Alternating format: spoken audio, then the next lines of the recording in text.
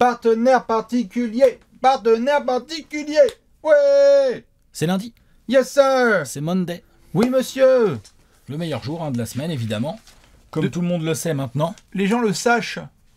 Exactement. Comment ça va, Alex? Bon, écoute, comme un lundi. Week-end, tout ça, c'est derrière nous. Hop. On respire. Dans le rétro. Installez-vous tranquillou bilou, vous êtes évidemment sur la chaîne YouTube de Trash Talk et le lundi reste le meilleur jour de la semaine, ça ne bouge pas, les micros sont bien installés, la table est prête. Léon, c'est Alex Bibi, on espère que vous avez passé un week-end mauvais parce que c'est le lundi, le meilleur jour de la semaine. On va évidemment continuer cette grande série des partenaires particuliers, plein de légendes qui passent chaque lundi. Aujourd'hui, nous sommes avec un gros ticket. Ouais, gros le ticket. Un sacré ticket. Un kid. Oh, tout à fait. Un grand kid. Un grand kid. Ouais. Un grand loup, un ticket, tout ce que vous voulez. On va parler de monsieur Kevin Garnett. Avant ça, juste, je le rappelle, si vous êtes à tout hasard, potentiellement, ce jeudi, devant je ne sais quel écran, et que vous vous dites, tiens, il y a un NBA Paris Game, et si j'allais vivre ça ensemble, je rappelle qu'on se retrouvera pour vivre ce match tous ensemble, car oui, qui dit événement historique en France, dit vivre ça ensemble. Live. Bah ouais, oh. On est ensemble, cœur la famille. Toute la team Trash Talk en guest star. Yes, sir.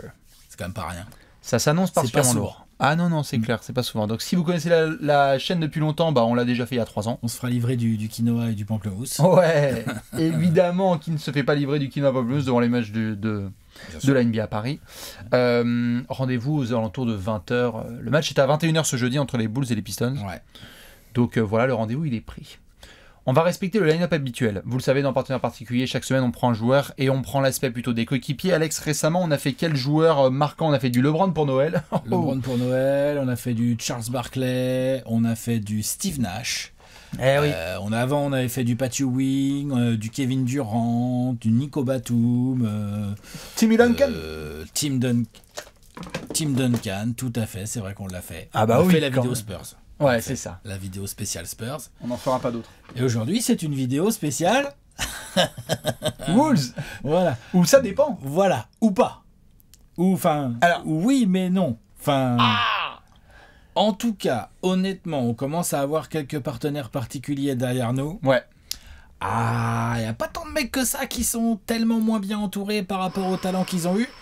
Pas toute la carrière, parce qu'il y a une partie de la carrière de Kevin Garnett, on va en parler évidemment, où il est extrêmement bien entouré. Mais, tout à fait. Ouais, voilà, on va pas commencer à faire des gros spoilers, mais bon, c'est vrai que les loups, ils avaient des tout petits gros. Voilà. Donc le propriétaire était souvent absent. Il a laissé son chien au bord de la route. Oh, respectez les animaux, voyons.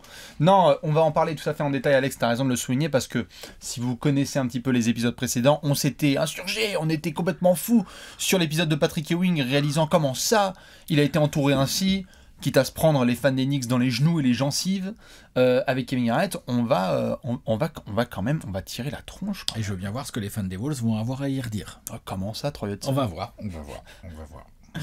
Ce qui est sûr, c'est qu'on va respecter le line-up habituel et qu'avant de faire notamment tous les coéquipiers de Kevin Garnett, poste par poste, dans le 5 majeur, et puis le petit podium top 3 avant de la science-fiction, avant ça, on respectera avec le profil de Kevin Garnett et du test microphone pour rappeler évidemment le point sponsor et qu'est-ce qu'on mange. Alex, tu es prêt? Ouais, je suis prêt, ouais. Léon aussi évidemment, on s'installe tranquillou. Vous le savez, cette saison, pour chaque épisode de Partenaire Particulier, et les lundis, vous le savez, on est avec Tarmac. La marque basket de Decathlon.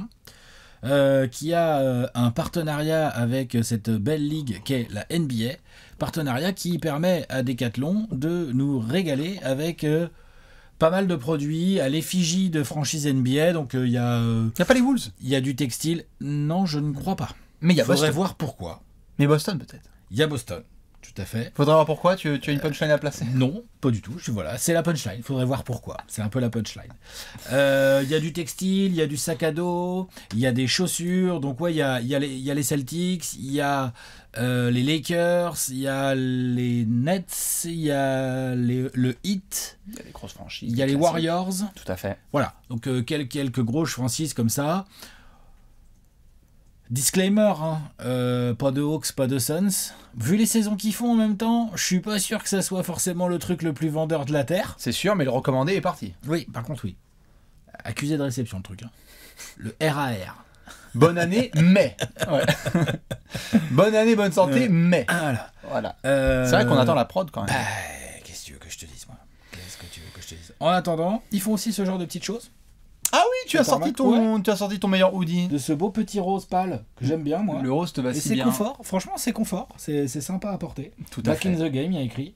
Exactement. Tu es de retour dans le jeu à fond, Voilà, Alex. exactement, de retour dans le jeu. La semaine dernière, je crois que j'étais en bleu avec pareil du hoodie. C'est vrai que la cam Molton est tout à fait, agréable. Évidemment, à partager. Dans tous les cas, si vous êtes curieux et curieuse, comme d'habitude, vous foncez dans la Descro. Et il y a toute la collection de nos copains, de nos amis de Tarmac. Maintenant, on va pouvoir manger. Car vous le savez, le lundi, c'est le moment où on se pose la question suivante. Avant de parler de Monsieur Kevin Garnett, qu'est-ce qu'on mange? Alexinator. Paupiètes de veau courgettes. Wow! Voilà. On est sur des paupiètes de veau aujourd'hui? Bah ouais. Donc tu vas chez le boucher, t'achètes des paupiètes. Tout à fait. Voilà. Tu coupes tes courgettes. Moi plutôt en rondelles. Rondelles, Je sais qu'il y a hein. la technique lamelle aussi. Ah, ouh! Ou les petits cubes aussi, il y en a qui le font. Ah, les cubes, c'est chiant. Ah, c'est ouais, chiant, hein. là, La non. lamelle, ça se Ouais, fait. d'accord. Non, bref. Rondelles. Mhm. Cube, c'est bon pour la ratatouille. Oui, voilà, mais là, quand tu mets que des courgettes avec ta paupiette. C'est le seul truc où j'ai. Oui, c'est vrai, c'est pratique. Mais quand tu mets des courgettes, juste, tu vois, tu coupes tes courgettes en rondelles, tu mets de l'ail à fond et de l'échalote Ail à à fond. fond, hein, ouais. Ouais, ail échalote, moi. On y va. Tu mets tout. Ce qui est pratique, c'est que tu mets tout ça dans un plat, toutes tes courgettes, tes paupiètes, tes machins, dans le four terminé. Et t'attends. Éventuellement, tu mets un petit filet Petit d'huile, filet d'huile. histoire que Pas ça soit colle pas dans le sécos. fond. Ouais, voilà. Que ça colle pas dans le fond comme les Wolves. Mais tu peux te faire un épisode de partenaire particulier le temps que ça cuise. Ouais, même vaut mieux sortir le plat du four avant, je pense, parce que sinon, tes courgettes, elles vont avoir une gueule de radis noir quand même. Bon, bien cramax. Paupiètes de veau en tout cas avec des Ouais. courgettes, c'est très très bon pour démarrer l'année, mon cher. Ouais, c'est Tu- bien ça, hein. Tu nous régales. Ouais, tout c'est à bien fait. ça. Mon Léonce, qu'est-ce qu'on mange? Petit moule frites. Ah, Mais c'est moule bien. de chez moi, hein. De moule de chez Hortense. Vas-y, développe. C'est où ça? C'est où de chez toi, c'est-à-dire? Il y a un resto très connu Ah, au Ferré. Dans ta- Ah, de chez Hortense. excuse-nous. C'est la chair à saucisse de Toulouse. Waouh! Oignons. Ah, tu veux dire dans les moules? jambon. Ah, ouais. Ah. C'est très très bon. C'est très très très.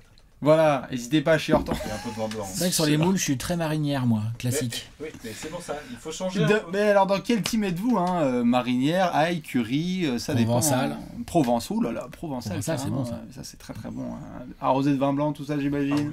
À consommer avec modération, Persil, bien sûr. évidemment. Un peu de persil, tout ça, et après on sourit bien à la photo. Pas de taille pour Bibi, hein. On va se régaler avec la cuisine asiatique, donc pas de taille tout simple. Si vous qui voyez, attention à pas trop doser sur les ingrédients, parfois on en met un petit peu trop, alors qu'en fait un pas de taille tout simple et des nouilles de riz. Hein, Ouais. plutôt. Pas de riz. Pâte de riz pour être tranquille. Vous savez, le classique, c'est évidemment de parler de bouffe pour bien démarrer la semaine. Ah, ça me fait plaisir. C'est toujours le rendez-vous du lundi. On est ensemble et justement, nous allons parler de Monsieur Kevin Garnett. On démarre avec le profil du Big Ticket. Alex, je te lance tout de suite sur la question suivante. On a fait des LeBron, on a fait des Batum, on a fait des garçons qui ont eu pas mal de coéquipiers ou pas beaucoup. KG, il y a eu pas mal de coéquipiers quand même. 185, je crois. 185 coéquipiers. Boum.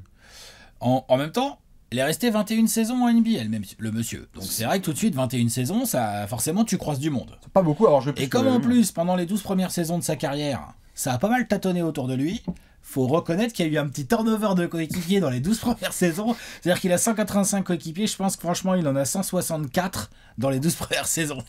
J'exagère un poil, Ouais, mais honnêtement, ça tourne de ouf. C'est-à-dire que t'es là, tu fais le tour des mecs qui ont joué avec Garnett aux Wolves, tu fais... Ah mais c'est vrai qu'il y a 100 matchs, ouais, il y a 80 matchs ensemble. Ah ouais, il est pas...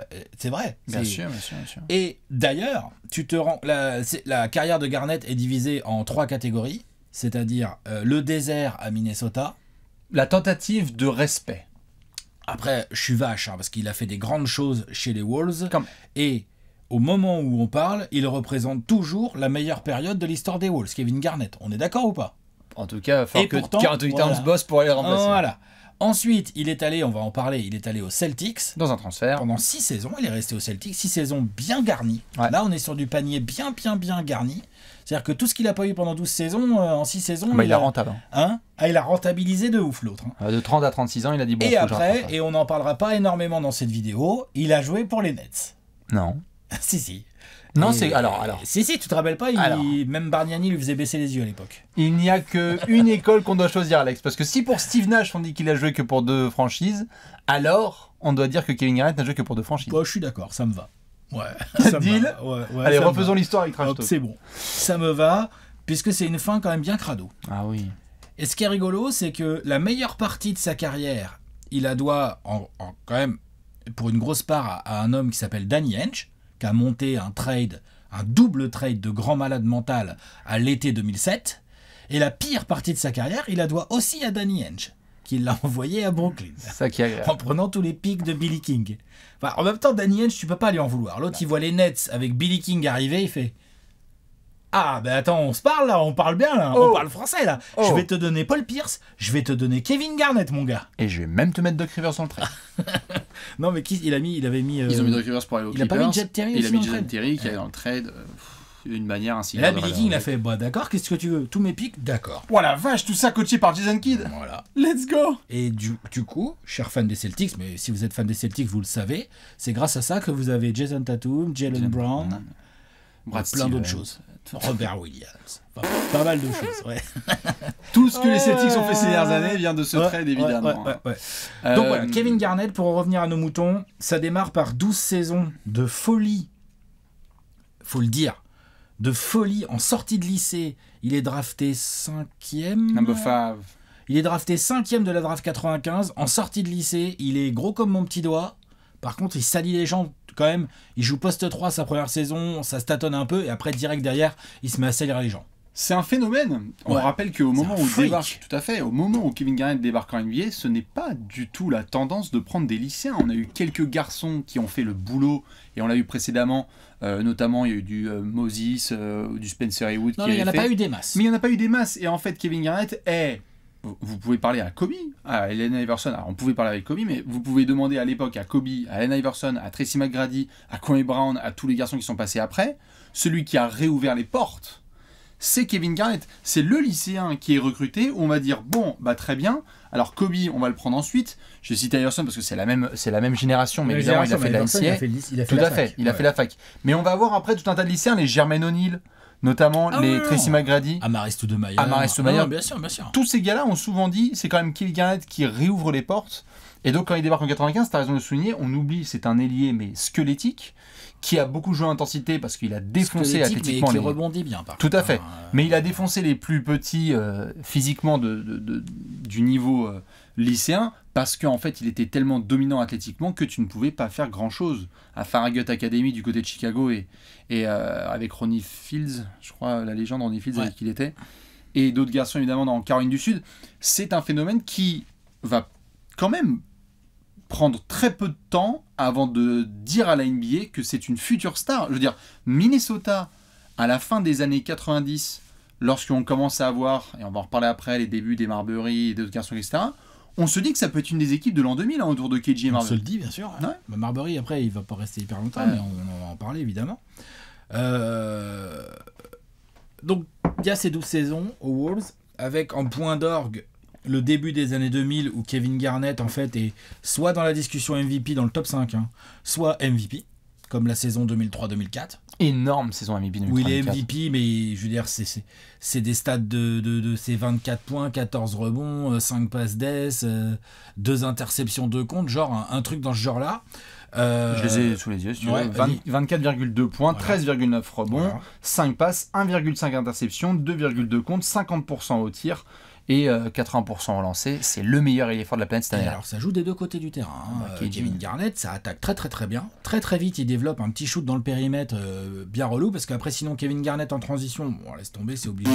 Au poste, très très fort, beaucoup de moves, on n'en parle jamais, mais il avait pas mal de moves au poste. Il avait le fade away évidemment en se retournant et tout, mais il avait aussi des mini hooks qui passaient sous les gars, comme il a jamais été. Après, en prenant de l'âge, il va s'épaissir un peu, mais ça sera jamais un joueur c'est un joueur puissant, musclé, athlétique, mais en fait Kevin Garnett 2m10, il est moins lourd que LeBron James, il est Ah, mais tu c'est vois, plus un KD qu'autre chose. c'est plus un KD, c'est exactement, tout à fait. D'ailleurs ils font la même taille, ils doivent faire le même poids, plus ou moins. Non, mais, tu vois. c'est les grands Et- légers. Hein. Et donc c'est intéressant de voir comment il a utilisé ses longs bras, sa technique et tout. Il y avait pas si mal de handle que ça, hein. Kevin Ah oui, Garnett, oui. attention, vraie qualité de passe, donc vrai joueur all-around statistiquement et athlète capable des deux côtés du terrain, puisque très très vite il s'est positionné comme un des meilleurs défenseurs de la ligue. Et de sa génération, tout à fait, puisqu'il va continuer son boulot. On arrive dans un contexte qui est celui d'une équipe qui essaie de s'installer en NBA. Minnesota n'est pas en NBA depuis des décennies. C'est vraiment KG qui installe. Bah, ils arrivent, Minnesota c'est sur leur la map. première draft ou quasi. Hein. C'est une de leurs premières saisons, première draft. Donc Kevin Garnett doit aider à installer cette franchise. Malheureusement, et on l'a vu dans l'histoire de la NBA, les franchises qui démarrent jeunes comme ça n'ont pas de stabilité. Et donc pour certaines stars, parfois, il faut travailler avec 3 fois rien. On va en reparler justement dans l'émission. Mais pour vous donner une image globale, pour ceux qui connaissent juste le joueur, mais pour que vous ayez bien les perspectives, quand on arrive en 95 et qu'on repart en 2016, ça veut dire que tu as connu la moitié des années 90, donc il a déjà joué contre du Michael Jordan, il avait du Spud Webb avec lui, etc. On va en reparler au niveau des coéquipiers, mais on a la fin des années 90. Il a vécu toute la décennie 2000, donc avec cette abondance d'ailiers forts, des Tim Duncan, Chris Webber, Dirk Nowitzki, Amari Stoudemire, Rashid Wallace. Tous les soirs, il y avait un bête d'adversaire.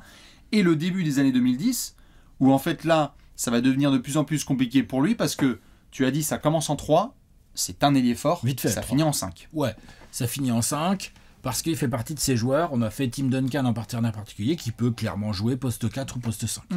Mais vraiment. Je veux dire, il a vraiment joué poste 5 en tenant parfaitement bien le poste, et il a vraiment joué ailier fort. Alors, naturellement, tu as envie de le mettre au poste 4. On va le mettre en poste 4 là dans l'émission. Bien sûr. Mais toute personne qui me le met en poste 5, j'ai aucun souci avec ça. Si ça permet de faire un meilleur 5 majeur ou d'être plus efficace en attaque ou en défense. Vous pouvez, bien sûr. Tu vois, par exemple, on a beaucoup parlé des Celtics. Ok, il y avait Kendrick Perkins et tout, mais il y avait plein de passages où ça jouait avec Garnett en 5. Hein. Ah non, mais pas de problème là-dessus. Il mettait du plus petit, des Leon Poe et des Glenn dans la NBA Davis. d'aujourd'hui, Bien sûr. c'est un pivot. Hein. C'est sûr. Mais, vous le savez, chaque semaine, quand on fait un joueur de profil, on est obligé de le verrouiller quand même sur un poste. Bien sûr. Kevin Garnett fait partie des meilleurs ailiers forts de l'histoire. Ah oui, non, mais de toute façon, si tu un dois poste classer 4, dans un poste, c'est ailier fort. À Minnesota, il joue beaucoup ailier vite fait et après ailier fort. Il joue très peu pivot à Minnesota. On essaye de lui trouver des pivots à lui foutre à côté. On peut pas dire que ça soit une grande réussite. On fera les comptes après. Quand il arrive à Boston, c'est toujours pas une grande réussite au poste de pivot à côté de lui. Oui. Par contre, il y a un peu plus de matière dans l'aile. Donc c'est pour ça et comme il est un peu plus vieux aussi, il glisse de plus en plus souvent, soit en cours de match, soit dès le starting 5 en pivot. Et au passage, il va être défenseur de l'année comme ça. Défenseur de l'année en 2008 avec les Celtics, tout à fait. Continue à parler d'intensité. Impossible de ne pas parler d'intensité quand on parle de Kevin Garnett. Il y a le trash talking, il y a l'intensité. Parfois, le côté je surfe sur les lignes du trash talking en dépassant les limites, mais aussi en étant un des joueurs les plus appréciés et détestés de sa génération.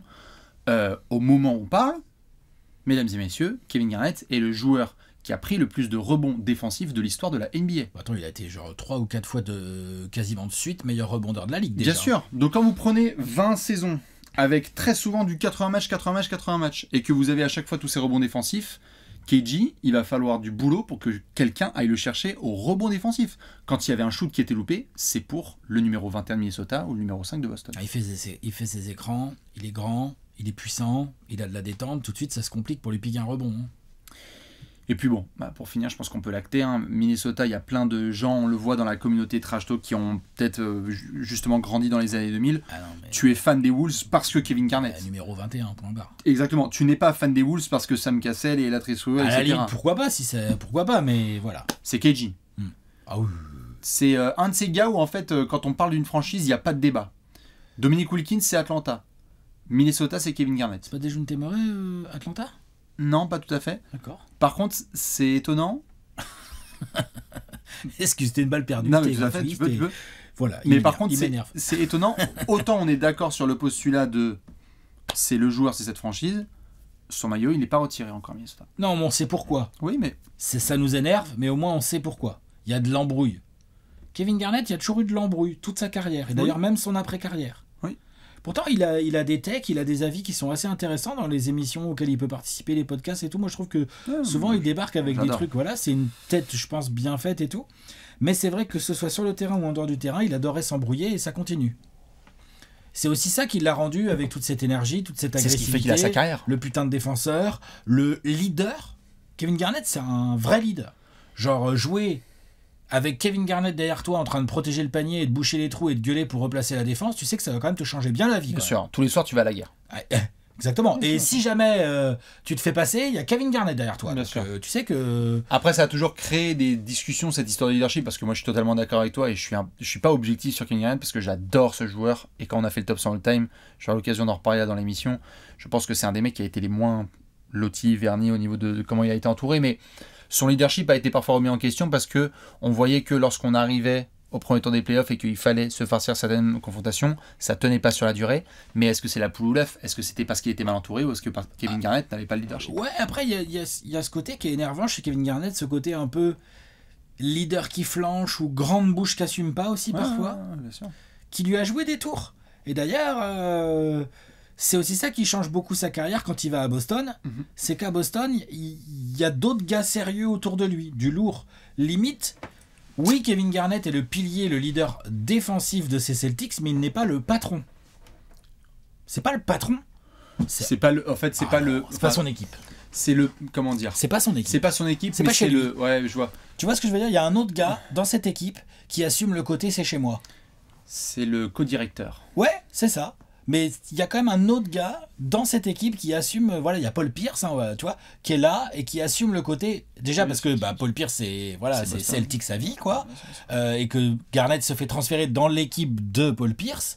Et les rôles se répartissent assez bien. Ça veut pas dire que Garnett il arrête de prendre des tirs, hein, il continuera à scorer et tout. Mais juste, tu Il y a vois, un c'est équilibre. différent. Tout à fait.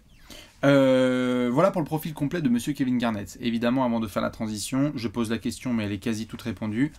Quelle est l'année de prime de Kevin Garnett? Oh, c'est la saison 2003-2004, je pense que. C'est 2003-2004. Ouais, il y a tout, il y a le MVP, il n'y a pas tout, parce qu'il n'y a pas de titre, ça s'arrête en finale de conf, mais il y a la saison ultra complète, il est leader dans quasiment toutes les catégories de statistiques, il est leader de son équipe, même en passe d'ess et tout, enfin c'est un truc de malade. Bien sûr, avant de nous de totalement normaliser là, ce que font les Nikola Jokic, Luka Doncic et compagnie, là, des intérieurs qui sont à plus de 25 points, plus 10 rebonds, plus de 5 passes, celui qui prenait les parts statistiques des Larry Bird, c'est-à-dire 25 points, 10 rebonds et 5 passes, c'était Kevin Garnett. Et notamment cette saison 2004. En fait, il va arriver, il va mettre ça à tout le monde, et comme tu as dit, de deux côtés du terrain, c'est vraiment une saison impressionnante parce que on lui file quelques gars dont on va parler, et il va jusqu'en finale de conf. C'est peut-être sa plus grande aventure individuelle avant Boston, quoi. C'est sa plus grande aventure. Il aurait pu aller en finale 2004, mais c'était un peu short face aux Lakers. Ah, c'est pas passé, les Lakers étaient bien équipés, il y avait encore un Shaq sérieux, Il y avait Kobe, Malone, Kobe Payton. leur a fait beaucoup de mal Ouais. dans cette série, donc bon, Compliqué. On va passer aux coéquipiers. allez. Vous le savez, maintenant, on va devoir se faire les coéquipiers poste par poste. Donc c'est simple, on va faire meneur, arrière, ailier, un tout petit peu d'ailier fort, et des pivots, Il y en puisqu'on a pas mal, KJ en des 4. ailiers forts en fait. Il y en a 2-3 avec qui il a joué, hein, bien sûr. On va se pencher tout de suite sur les meneurs. Ouais. Les meneurs, comme d'habitude, je balance quelques noms et tu vas pouvoir me dire sur qui tu as envie de focus. Qui veut du Terry Porter, du Rajon Rondo, du Troy Hudson, du Sam Cassell, du Terrell Brandon, du Stephen Marbury, Sean Billups, Marco Jaric, Anthony Carter, Nate Robinson, Deron Williams, Rod Strickland, Ricky Rubio, Spud Webb. Il a joué avec Spud Webb et aussi avec Ricky Rubio. Delonte West, André Miller. Quelques meneurs avec qui il a pu jouer. À qui tu as envie de rendre un petit peu hommage là dans cette troupe? Marbury. Stéphane. Marbury donc se fait drafter en 96, c'est-à-dire l'année juste après Kevin Garnett. Draft historique. Draft énorme, 96. Marbury doit être 4 ou 5. Je crois que c'est Ray Allen en 5 et Marbury en 4. Viens ça tout de suite. Et après, il y a le petit switch. Je crois que les Wolves, tu sais, ils inversent tout de suite, je crois. Bien Je sûr. crois qu'il y a une histoire comme ça. En tout cas, Numéro 4 de draft. ouais, voilà. Mais à Milwaukee, non. Oui, certainement. Marbury restera pas assez longtemps à Minnesota. Il n'avait pas envie, tout ça. Il se fera relativement vite trader pour aller aux Nets qui sont à New Jersey à l'époque. Quelle tristesse. C'est dommage parce qu'il avait bien le profil de meneur qui aurait pu cartonner. Quand tu vois après derrière le prime de Marbury, tu te dis attends, on aurait pu avoir le prime de Marbury en même temps, vu du coup, puisqu'ils sont de la même génération, ils ont drafté à 1 an d'écart. On aurait pu avoir le prime de Marbury plus ou moins en même temps que le prime de Kevin Garnett. Tu sais que c'est une base solide pour construire une équipe. Ça devait être l'équipe de l'an 2000. Ouais. Malheureusement, Marbury, son mental et sa mentalité aidant ou n'aidant pas, il a vite voulu partir et il a été tradé. Donc je l'en parle parce que je pense qu'il y a un petit gâchis là. Ah ouais, tout à Là, fait. je pense qu'il y a un bon petit gâchis. Bien sûr, bien sûr. Parce que finalement, Garnett, lui, il a joué avec un Marbury. C'était un Garnett naissant avec un Marbury naissant. Donc c'est dommage. Ouais, bien sûr, bien sûr, bien sûr. Regardez dans la NBA actuelle, j'ai pas envie à chaque fois de faire des comparaisons dans tous les sens parce qu'il y en a qui sont plus ou moins bonnes, mais quand on voit l'émergence, l'explosion d'une équipe comme les Grizzlies où tu peux te permettre des perspectives sur les années suivantes, c'est comme si là il y avait un gros duo, du Ja Morant et du Jaren Jackson Jr. par exemple, où en fait ça ne s'entend pas, l'un ne se voit pas à l'avenir dans cette franchise, et donc du coup tu ne peux que faire des what if en fait, tu Ouais. fais que des scénarios. Bah les ouais. Wolves auraient pu aller vachement loin avec Marbury. Donc ça, c'est dommage. C'est tristoun. Je pense qu'on peut parler de Terrell Brandon également, sur le poste de meneur. On oublie Terrell Terrell Brandon, Brandon. super meneur. Moi, j'adorais Terrell Brandon dans les années 90, il m'a fait kiffer. Après, quand il arrive à Minnesota, c'est en 98, enfin tout à la fin 99, tout à la fin des années 90, il a été All-Star juste avant. Il est encore bon, il envoie encore des 17, 18 points, il envoie encore de la passe d'aise, c'est un bon petit meneur, mobilette, super dribbleur, vrai pull-up, à mi-distance, drive et tout. Ah, génial, Terrell Brandon. Ouais, j'adore. Après, c'est vrai que lui, il avait été All-Star avec les Cavs avant, il le sera pas de nouveau avec les Wolves. Du coup, il va rester quoi, 3 saisons environ avec Kevin Garnett et ça va rien vraiment faire ensemble. Ça fait partie un peu pareil de ces grands scénarios de what if. Faites gaffe, on va le répéter évidemment dans cette émission. Petit dédicace pour monsieur Deron Williams parce que la photo elle était claire. On en a parlé tout à l'heure. Les bras croisés comme ça. Attention aux Nets. Aux Nets de Deron Williams, Paul Pierce, Kevin Garnett et compagnie. On va vous péter la gueule. Il y a Brook Brook Lopez, il y a Jason Kidd en coach. Qu'est-ce qui pourrait mal se passer? Alors que Deron Williams était dans un bon Ah, prime. il était encore bien sérieux. Il était dans un bon prime, il a du record de scoring avec les Nets où il a fait des dingueries, il sortait de Utah où ça avait été Deron fou. Williams en 2007, qu'est-ce que je dis, en 2012, 11, 2012, par là, ouais, bien sûr, non, bien c'est sûr. ça. Il y a la discussion avec Chris Paul et on se dit encore qui sont les meilleurs meneurs de la NBA, mais ça n'aura jamais trop pris. Il y a de la chute physique pour Deron Williams et Kevin Garnett n'est plus dans son prime. Garnett, ni Pierce, ni Garnett ne sont encore dans leur prime. Enfin, en fait, ils n'ont pas vraiment d'équipe. Ouais, là c'est cramé. Cramouillax. Comment Comment t'as fait? Comment on a fait? Comment j'ai fait? Oh, quand même. En meneur, quand même. À titre personnel, ça m'a paru assez évident. Non, pas toi? Vas-y. Moi, j'ai mis Rajon Rondo. Moi aussi j'ai mis Rajon Rondo. Alors à ce moment-là, si ça te va, juste avant qu'on parle de Rajon, petit hommage à Sam Cassell quand même, parce que c'est Ah oui. un autre meneur qui est All-Star avec KG. All-Star à côté de KG, tout à fait, Sam Cassell. Mais une fois, Ouais. si je dis pas de bêtises. Pas 2004, la fameuse saison. Et puis, il n'y a pas les résultats collectifs. Il y a juste cette finale de conf. Ouais, voilà, mais enfin, c'est pas les mêmes résultats collectifs qu'avec Rondo. Non. Et donc, vraiment, je l'ai mis derrière Rondo parce que Rondo, c'est le meilleur meneur avec lequel Kevin Garnett ait pu jouer. Quand Kevin Garnett arrive en 2007, à l'été 2007 aux Celtics, Rondo est déjà là, mais tout jeune. Oui. Et après, Rondo, à partir de 2008 ou 2009, il est All-Star. Il va être All-Star 4 fois de suite à côté de Kevin Garnett. Donc Kevin Garnett a joué 4 saisons de suite avec un meneur All-Star quand même. Oh, Rondo. À la base, qui n'était pas attendu aussi impactant parce que. Peut-être qu'il y en a que 3 ensemble. Faut regarder, est-ce que Garnett il se fait trader quelle année? Je regarde, vas-y, je t'écoute. Non, mais pendant que je te laisse regarder pour Rajon Rondo, il faut comprendre que lorsque KG arrive à Boston, Rondo, il vient de se farcir une année de tanking de Boston qui est terrible. Et on pense que ça va juste être le passe-plat. Il va faire du Mario Chalmers et puis basta. Non, il se respecte envers Mario Chalmers qui va faire après du très bon boulot avec le hit de LeBron, Wade et Bosh et compagnie. Mais on n'attend pas Rajon Rondo à un niveau All-Star. Il a du potentiel, mais là où ça match surtout entre Rajon Rondo et Kevin Garnett, c'est que ce sont des têtes brûlées. C'est que ce sont des énormes caractères. C'est que c'est des mecs qui se disent en fait, tu sais quoi, on va annihiler les attaquants adverses et on va s'insulter, on va se fois à rentrer côté. dedans. Ouais, ils sont 4 fois All-Star l'un à côté de l'autre. Ouais. Peut-être qu'il y a une année où Garnett ne l'est pas, mais Rondo est 4 fois All-Star, 2010, 11, 12 et 13, donc 4 années où il joue à côté de Kevin Garnett. C'est ça. Et donc, comme je disais, en plus de ce palmarès-là, il y a un fit, j'allais pas dire intellectuel, mais il y a un fit caractériel. Rondo et Garnett s'entendent très bien parce que Rondo a envie d'être un mec que t'as pas envie de te farcir, qui te met des petits coups dans les côtes, qui te met des petits coups dans les hanches et qui te rend la vie ultra pénible. Beaucoup de gens ont dit qu'on attend Rajon Rondo en tant que futur coach.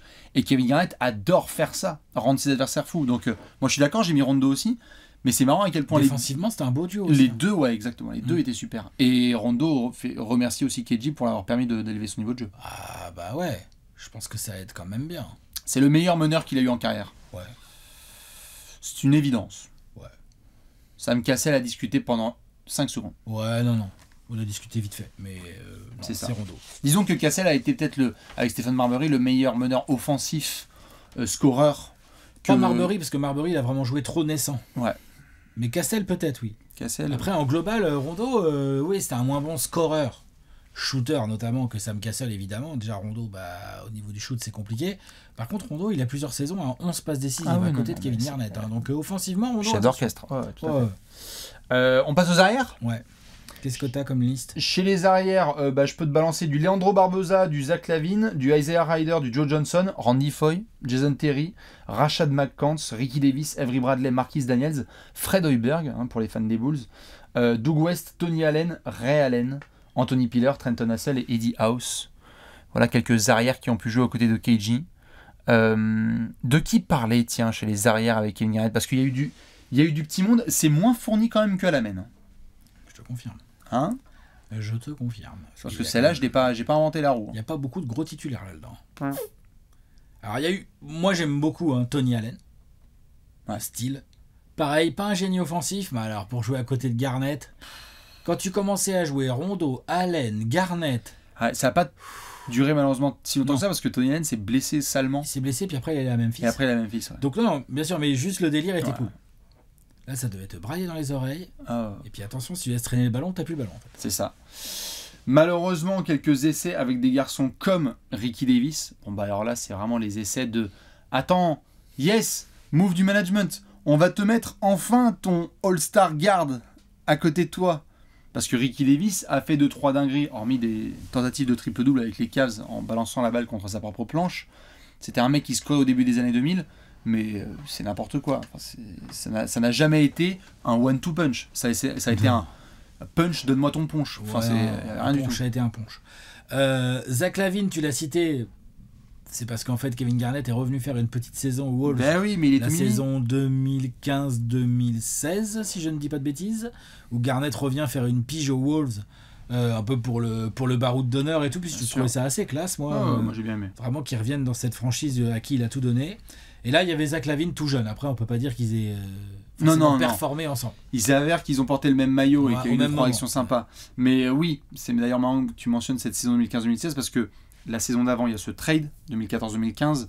Il arrive et tristement pour Kevin Garnett, et c'est aussi une des malchances, de grands malchances, c'est un des grands malheurs de sa carrière, c'est que il arrive à Minnesota et dès le mois de septembre, alors qu'ils viennent d'avoir Karl Anthony Towns, Flip Saunders décède. Ça, on se souvient tous de la photo. Donc ça fait partie malheureusement dans le baroud d'honneur de souvenirs qui doivent pas être très cool pour Non, pour puis il y a de KG. l'embrouille avec les proprios de la Puis franchise et l'embrouille, tout. c'est Non, pas- c'est clair que c'est un baroud d'honneur qui a été entaché de quelques trucs. Mais chez les arrières c'est compliqué. Hein. Si vous aimez Anthony Piller et que vous Moi, savez j'aime pas bien qui Anthony c'est, Piller.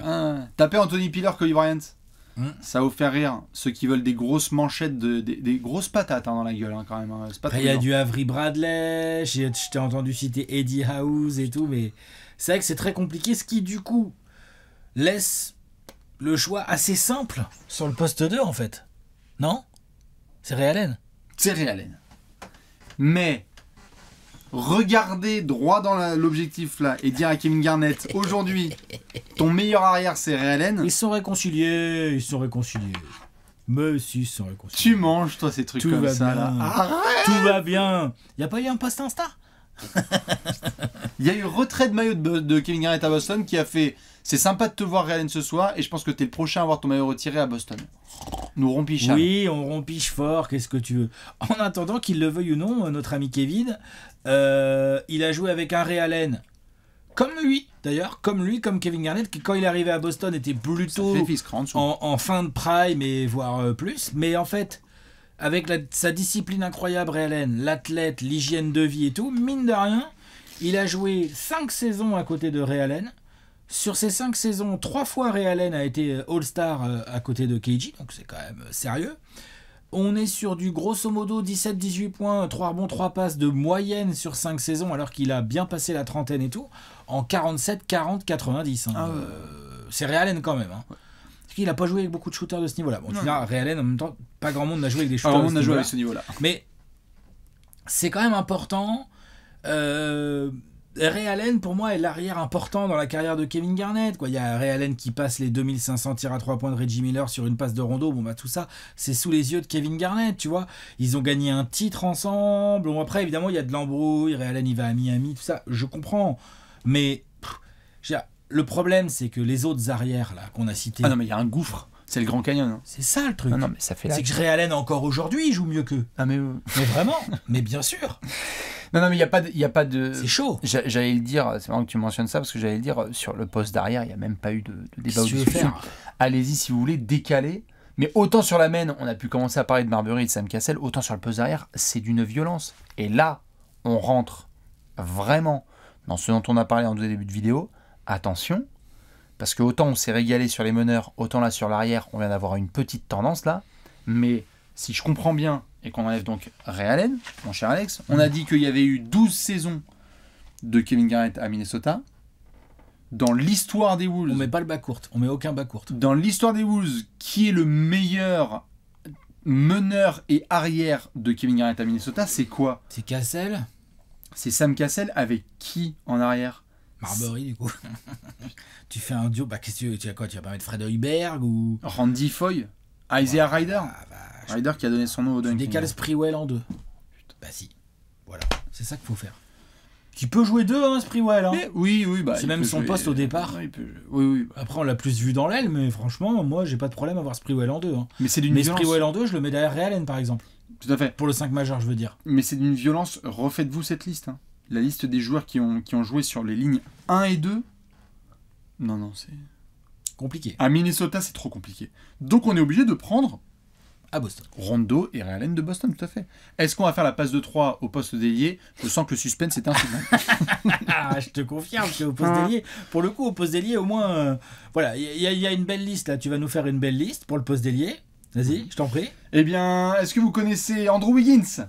Est-ce que vous connaissez Andrei Kirilenko? Oui. Est-ce que vous connaissez Tayshaun Prince, Michael Pietrus, James Posey, Mirza Teletovic, Jeff Green, Malik Sealy, rest in peace, Latrell Sprewell, Wally Serbiak, Sam Mitchell et Paul Pierce. Sam Mitchell.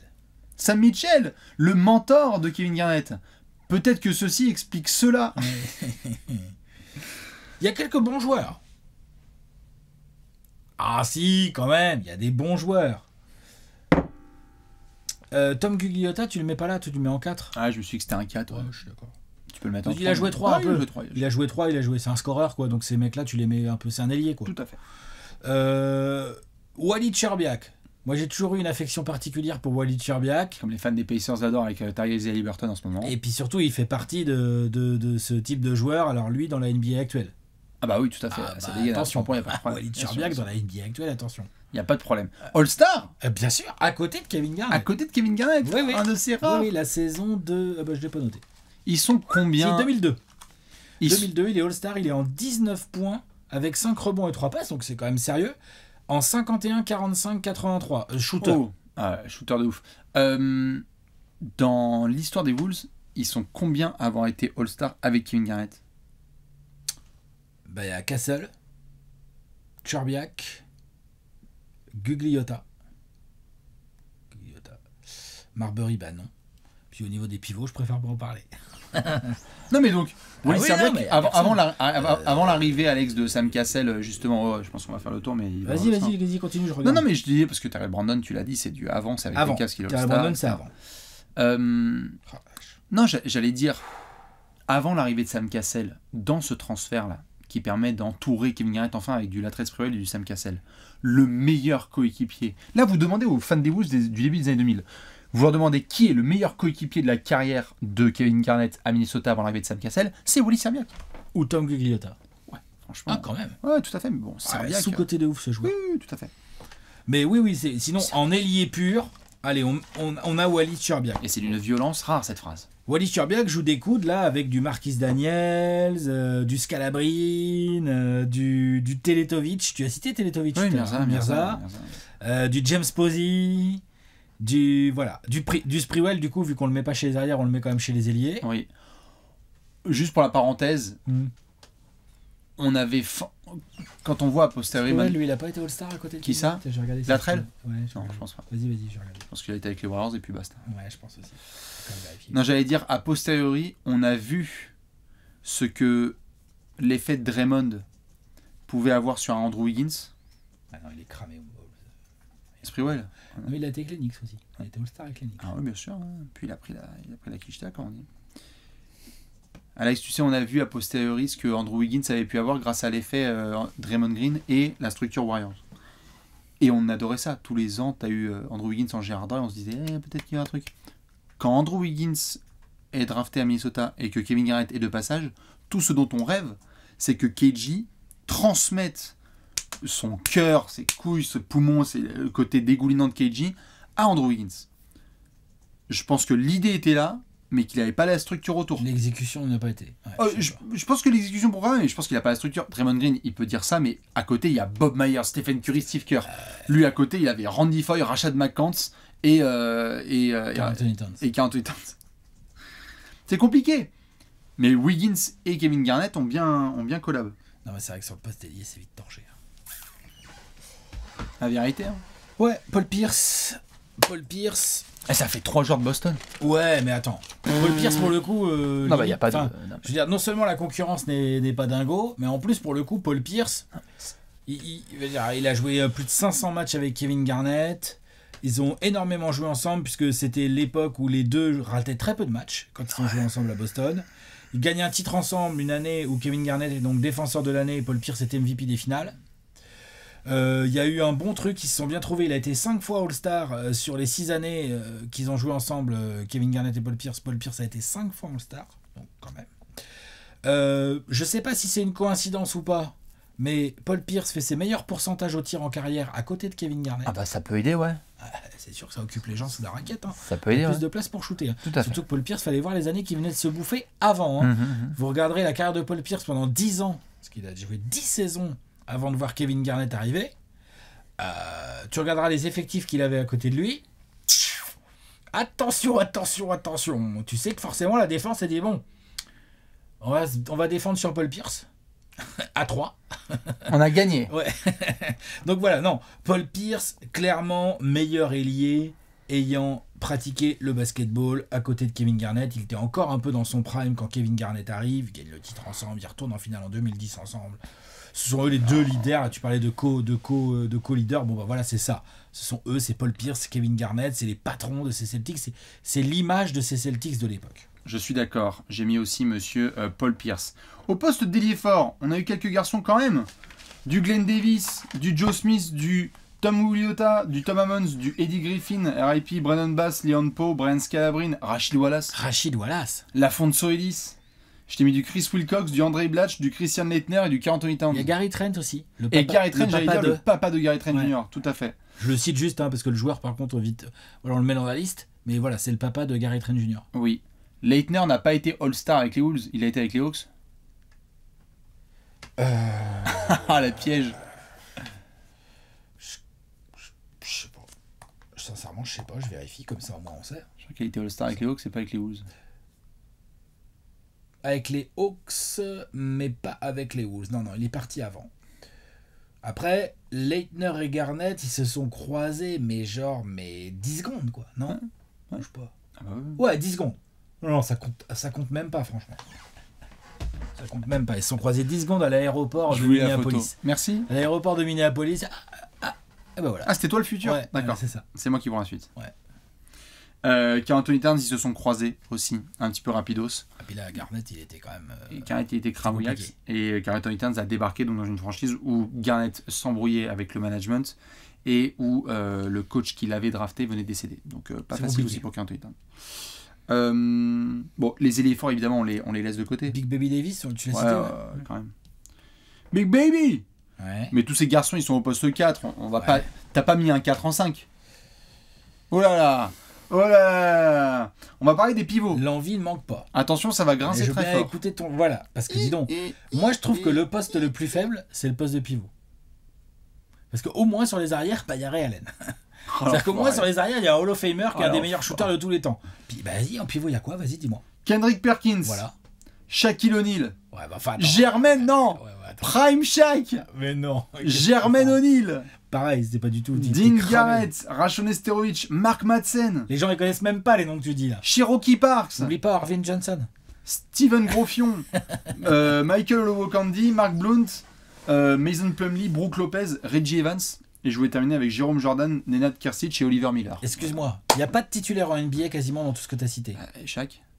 Non, mais Shaq au Celtics, il est cramoisi. Germaine. Enfin, il joue encore, il est encore gros, mais il est cramoisi. Non, il a eu un nombre de pivots mauvais. C'était.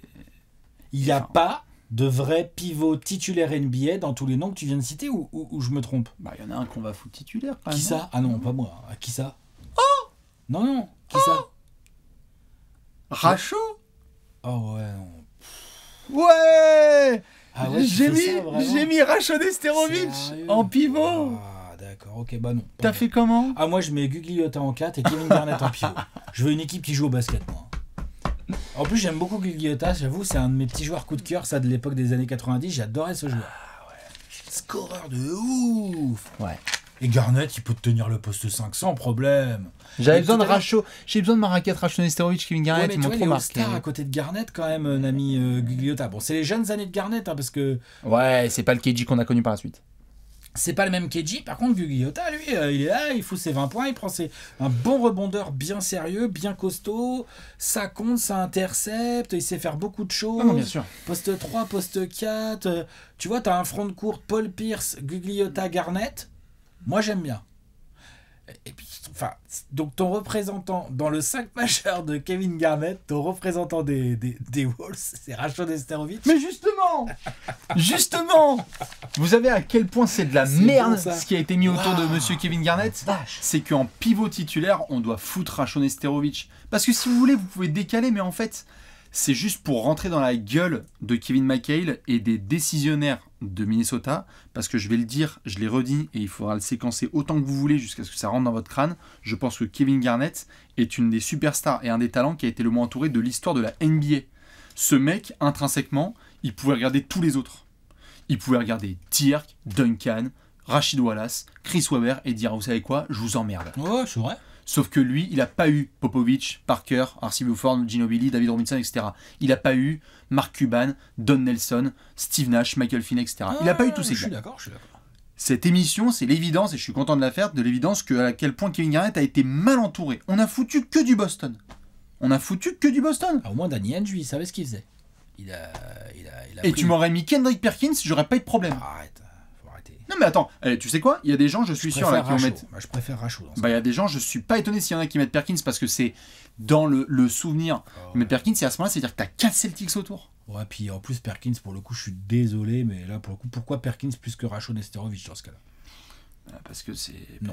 Dans ce cas-là, tu mets Tom Gugliotta. Comme ça, au moins, t'as un basketteur. Ça, t'as un basketteur au moins. Oh, Nesterovic, c'était dur. Non, je suis vache. J'avoue que je Nesterovic, suis c'était vache. super Je dur. suis vache, mais Perkins, je suis d'accord. Mais c'est un Nesterovic- moins bon basketteur que Tom Gugliotta. Oui, voilà, là, c'est un peu mieux. Quand même. Pas exagéré. Gugliotta, oh! Franchement, c'était chaud de l'empêcher de scorer, hein, Ouais, Gugliotta à j'ai- l'époque. Hein. Le cauchemar de Charles Barkley. Et là, la gestion côté Minnesota aussi de se dire ah non, ils peuvent pas jouer ensemble et tout. Enfin, tu vois, genre, c'est une erreur aussi ça. De pas voir le potentiel plutôt 4-5 de Kevin Garnett et donc de se dire bah c'est parfait en fait parce qu'on a un 3-4 en Gugliotta, tu vois. Bien sûr.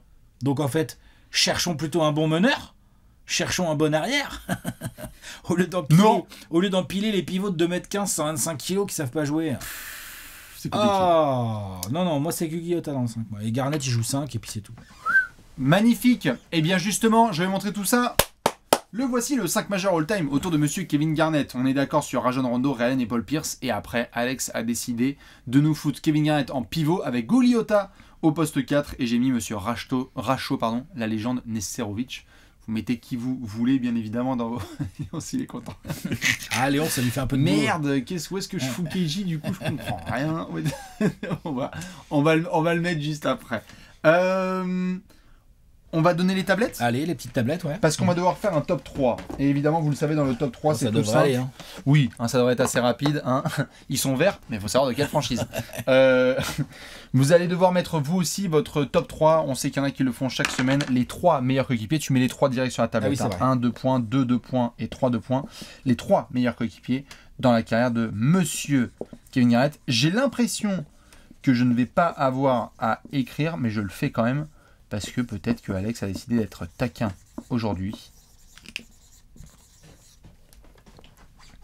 Rajon Rondo, Ray Ray et Paul Pierce. On a même écrit exactement Je me pareil. disais que t'allais mettre Rondo en 2, moi. Non, Non, on est d'accord. non.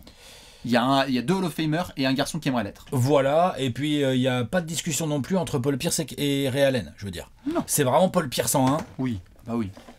C'est lui qui a joué le plus de matchs en carrière avec Kevin Garnett. C'est un duo poste 3, poste 4 ou poste 3, poste 5 en fonction des configurations, mais qui a cartonné les fronts de courte adverses pendant quand même quelques années. Alors qu'en plus, il y a eu un moment où il commençait à être un peu vieux, mais en fait, en 2011-2012, c'est encore un front de courte bien sale. Il n'y a qu'à demander à LeBron, ou Bien tu sûr. vois, genre LeBron, la fin des années 2000. Ah non, c'est relou. ça. L'autre, il faisait des cauchemars à Ouais. cause de Boston. Hein. Bon, après, il y a Boston qui a fait quelques cauchemars à cause de LeBron, mais voilà, il leur a rendu la monnaie de la pièce, faut pas oublier. Bien sûr. C'est toujours important de voir que, tu vois, par exemple, les Celtics, je veux dire, les grandes légendes, elles ont toutes eu genre leur Nemesis ou leur mec qui les ont empêchés d'accéder et tout. Bah, LeBron, c'est les Celtics de Paul Pierce et Kevin Garnett. C'est sur Bien le front sûr. de courte. Il y avait Paul Pierce en face, puis derrière, avec Kevin Garnett qui se baladait, et du coup, c'est plus compliqué.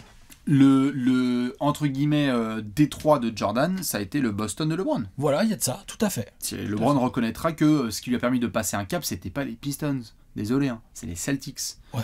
Et ce qui lui a permis aussi de comprendre plein de choses pour après, à l'été 2010, nous dire excusez-moi, mais Tiens, je crois qu'il en faut 3 aussi. Hein. Je crois que, voilà. Non, c'est sûr. Par contre, Alex, putain, l'évidence, quoi. Ça veut dire qu'on a foutu 3 mecs que de du Boston. Celtic, que du Celtic, bien sûr, parce que là, le seul, basketballistiquement parlant, il n'y a que 2 joueurs, à mon sens, de Minnesota qui rentrent dans cette discussion, c'est Sam Cassell et Gugliotta. Dans cette discussion, tu vois, de je sais mettre des paniers, je sais dribbler, je sais jouer au basket, quoi. Sinon, tous les autres coéquipiers en 12 ans de Minnesota Timberwolves, je compte pas la 13e, hein, parce que la 13e c'est compliqué, Garnett il était vieux et tout. Mais en 12 années, de 95 à 2007, de Kevin Garnett en leader, en patron, niveau MVP à Minnesota, il n'y a pas un coéquipier qui rentre sur son top 3. Pas un. Ça c'est chaud quand même. Ça c'est chaud. Mais ouais, on est d'accord. Paul Pierce, puis après Ray Allen, ouais, je le mets devant Rondo parce que tu l'as très bien dit, il est Hall of Famer, clear et simple, il s'est shooté. Et moi, c'est un truc qui m'a toujours énervé. J'ai toujours beaucoup aimé le joueur Rajon Rondo, mais ça m'a toujours beaucoup énervé qu'il progresse pas plus au tir. Ouais, bah, c'est impressionnant. Ça lui a joué des tours d'ailleurs dans sa carrière hors Boston. Tout à Donc voilà, non, là-dessus, On est d'accord sur la Pierce. question Hein. est vite répondue. Exactement. Et après, on peut se demander du coup ce qu'aurait donné une carrière de Kevin Garnett complète et bien entourée. Moi, je continuerai à le défendre. Ça fait des années, et je pense que jusqu'à mon dernier souffle, je continuerai à dire Kevin Garnett a été entouré de connards à Minnesota. Parce qu'on le voit dans la NBA actuelle encore, et on va en reparler dans 2-3 ans, Alex. On a des jeunes stars qui sont dans leur franchise et on se dit putain, enfin c'est. On va souhaiter à un garçon comme par exemple Shai Gilgeous-Alexander de faire une belle carrière avec notamment le Thunder et d'être bien entouré. On a eu ce discours-là avec Devin Booker côté Suns avant que. On l'a eu pour De'Aaron Fox. On l'a eu pour De'Aaron Fox aux Kings. Bien sûr.